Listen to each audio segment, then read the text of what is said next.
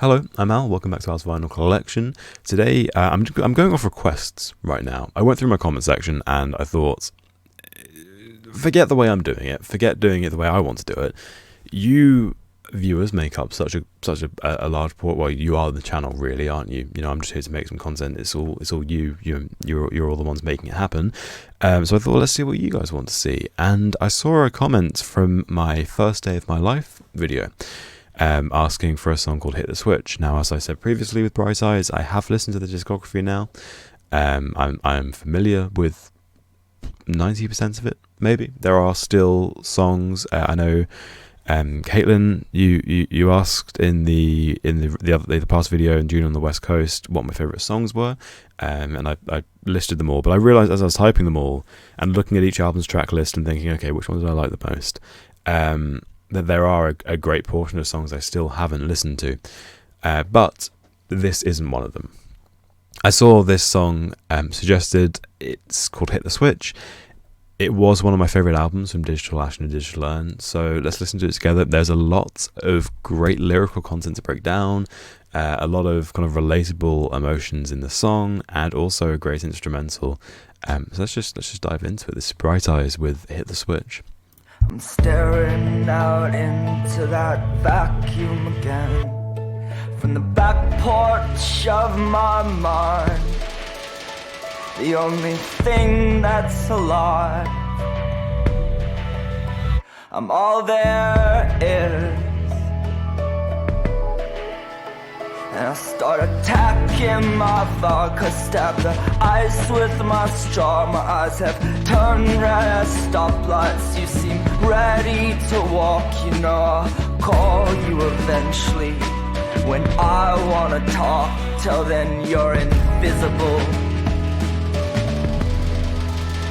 Cause there's this switch that gets hit and it all stops making sense. And in the middle of drinks, maybe the 5th or the 6th, I'm completely alone at a table of friends. I feel nothing for them. I feel nothing, nothing.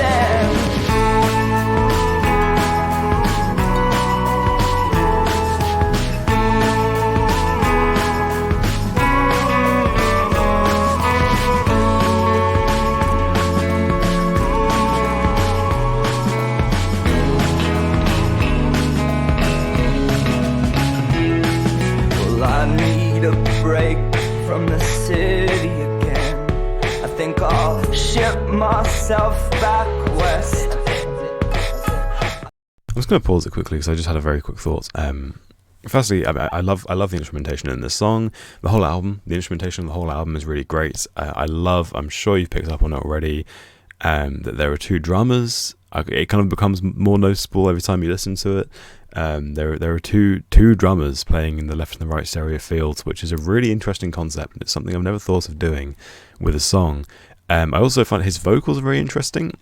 Having listened to their repertoire, his voice really it evolves, I guess. In my opinion, his voice ages like a fine wine, and I think it ages for the better in some instances. In their earlier works, his voice it sounds very, you can hear it and you can tell when it was recorded. You know, you can listen to this early stuff and you can say, yeah, this was the 2000s, because it sounds very 2000s. You know, some of their earlier stuff that I listened to, I mean the stuff, I believe it's Fevers and Mirrors.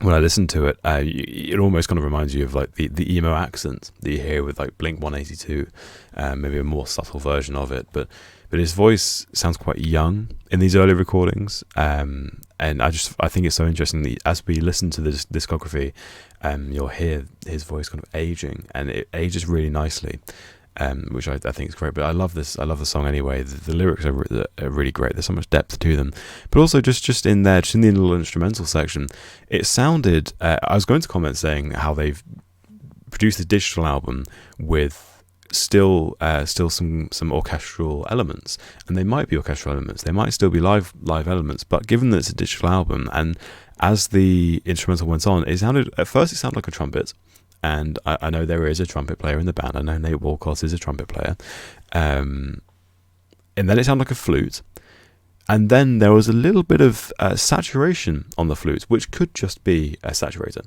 And when they were mixing it, they could have just saturated the flutes, or the woodwind or the horns, if it is that. But it sounded like a mellotron, like a very, very subtle. It had that mellotron sound, and I really like that. I really think Strawberry Fields Forever, that mellotron intro.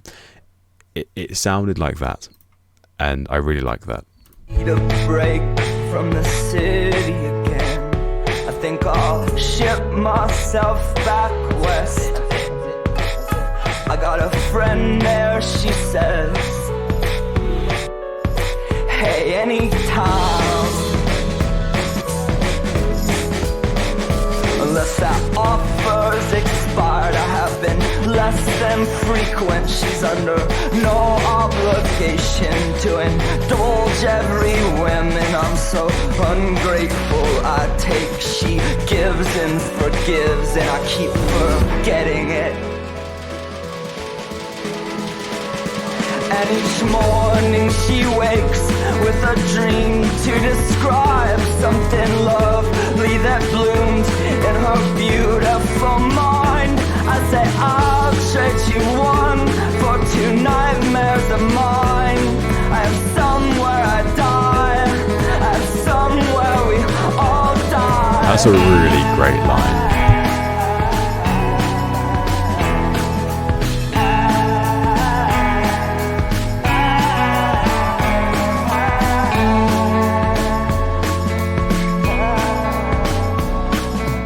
Very, very quickly. I mean, that line, as I just said, I hope it kept. I hope you heard it over the music. If I could talk, that would be amazing. That line, about her beautiful dreams. I wish I could trade them for two nightmares of mine, where we all die.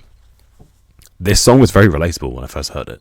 First listened to this, I thought, Jesus Christ, how has he just summed up kind of a lot of emotions in one? But also, again, the instrumental there, I just heard, just where I'd mentioned the possible mellotron, there was a synth harmony, a harmonic synth playing alongside it, which I think is great. I just really love. I feel like I'm hearing new things. Also in that chorus, the two drummers were just going crazy, and there are some really great panning effects as well.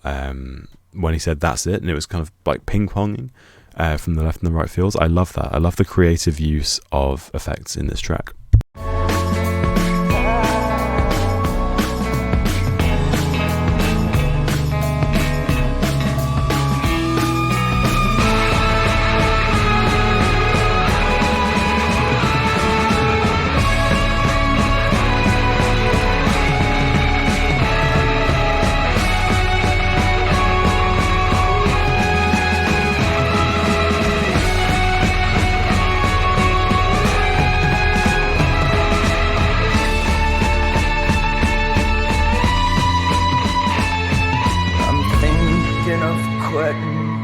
Drinking again. I know I said that a couple times, and I'm always changing my mind.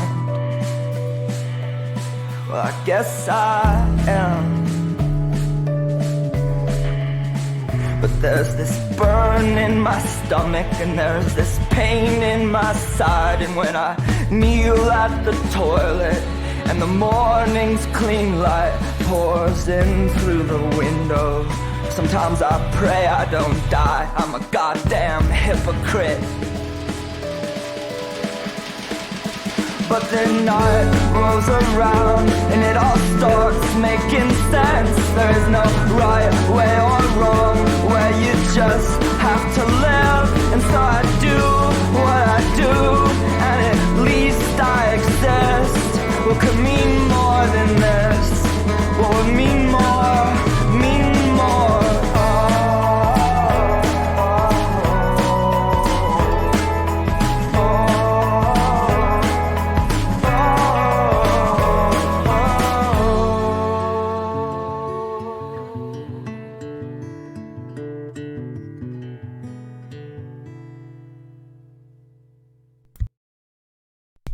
There is a lot to talk about there.